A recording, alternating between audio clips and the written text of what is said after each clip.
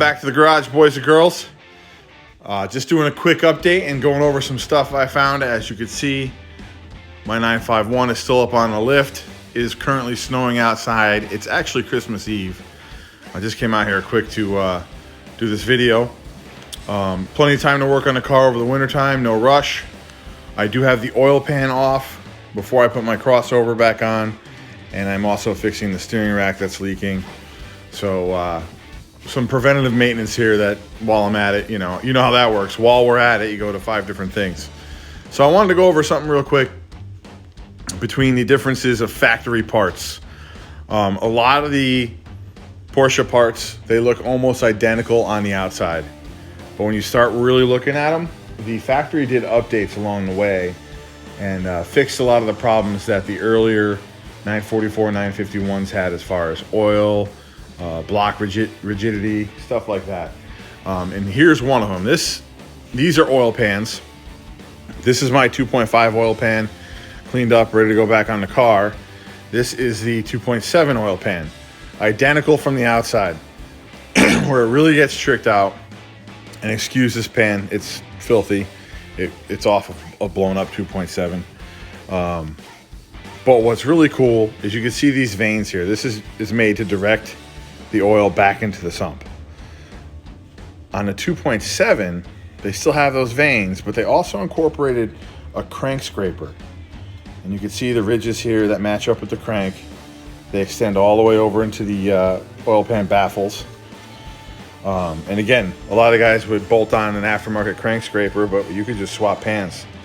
The other trick is this pan holds a half a quart more oil. And if you look down in here, see that circle? That's an indentation in the pan.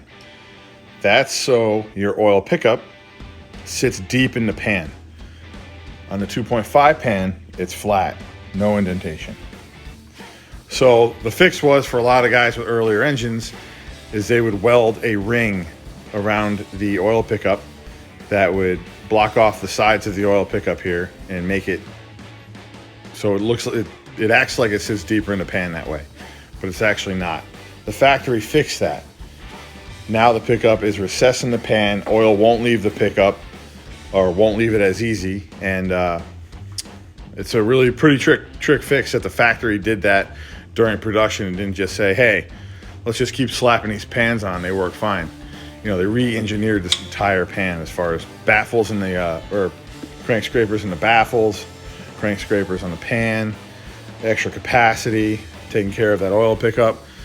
So if you ever have the chance, other than that, they're identical. That'll bolt on a 2.5. You do have to change out the oil pickup if you use the 2.7. The oil pickup is longer because it sits deeper in the pan, where the 2.5 isn't. So you can just swap pan and pickup, and you'll have the updated parts. It's pretty trick that the factory did that, like I said, and the later engines are littered with stuff like that, and it's pretty wild. Once you start looking at stuff, the factory did a lot in engineering to upgrade stuff. And if I was anybody and I was going to build an engine, I'd start with the 2.7, leave the older 2.5 behind, because the 2.7 has all the factory updates. And you won't have to, it's way more stout of an engine to start out with. The deck is higher on that block. The cylinders are Siamesed. The where is it? Let me see if I can show it to you. There's windage ports in the block down here that the 2.5 doesn't have. So there's a lot of little upgrades that the factory did along the way, and I just think it's neat. Most car companies don't do that kind of stuff, but Porsche does. And if you know your parts, you can really set yourself up with some factory upgrades that are going to kick some butt and help you along the way on the track. So that's that. That's a quick rundown of the oil pans. I'm going to have a joy putting this back on with the gasket underneath the car. And once that's back on, we can put our crossover back on and get this thing ready for spring, so we can do some dyno pulls and hopefully be one of the highest horsepower stock bottom end 951s out there. So we'll see what happens. Anyways, have a good Christmas, and I'll see you again in the garage.